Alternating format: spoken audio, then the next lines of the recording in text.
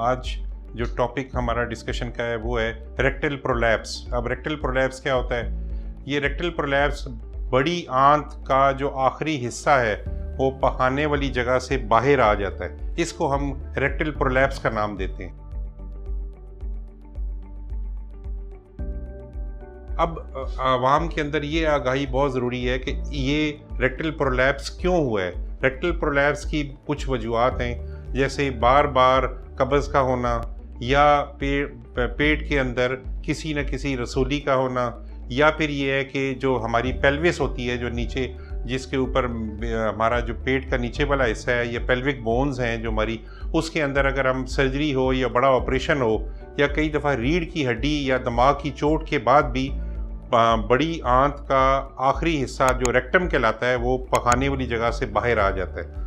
कई दफ़ा ऐसे होता है कि बच्चों के अंदर डायरिया बहुत कॉमन है और बच्चों के अंदर भी रेक्टल प्रोलैप्स बहुत ज़्यादा होता है, और ये डायरिया जो है उनके रेक्टल प्रोलैप्स का बायस बनता है। अब ये बड़ा ज़रूरी है कि हम उस रेक्टल प्रोलैप्स को या पूरी की पूरी रेक्टम जो बाहर आती है उसको हम हेमरॉइड्स या बवासीर से डिफ्रेंशिएट करें, या ये देखें कि वो बवासीर तो नहीं है कहीं पे। रेक्टल प्रोलैप्स का इलाज जो है ये बड़ा सिंपल है कि किसी भी मुआलिज से, करीबी मुआलिज से वो रब्ता कायम करें तो वो बड़ी आंत का एक मुआयना करके बताएंगे कि ये प्रोलैप्स है।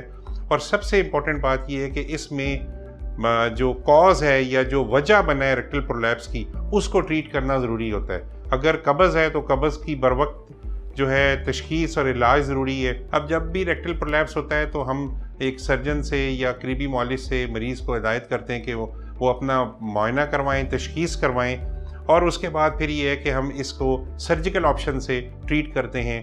कई दफ़ा पेट के ज़रिए उस रेक्टम को वापस खींच के और उसको फिक्स कर दिया जाता है, और कई दफ़ा वो जो दो टांगों के नीचे पेरिनियम वाला हिस्सा होता है जहाँ से पखाने वाली जगह है, वहाँ से भी इसका ऑपरेशन करके इसको ट्रीट किया जाता है।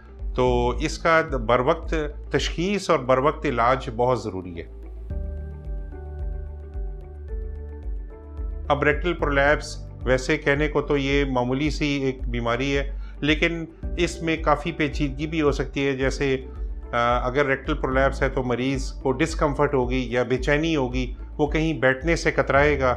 इसके अलावा जो है बड़ी आंत से उसको मवाद भी आएगा सरेश नुमा, या कई दफ़ा पेचेस भी हो जाते हैं।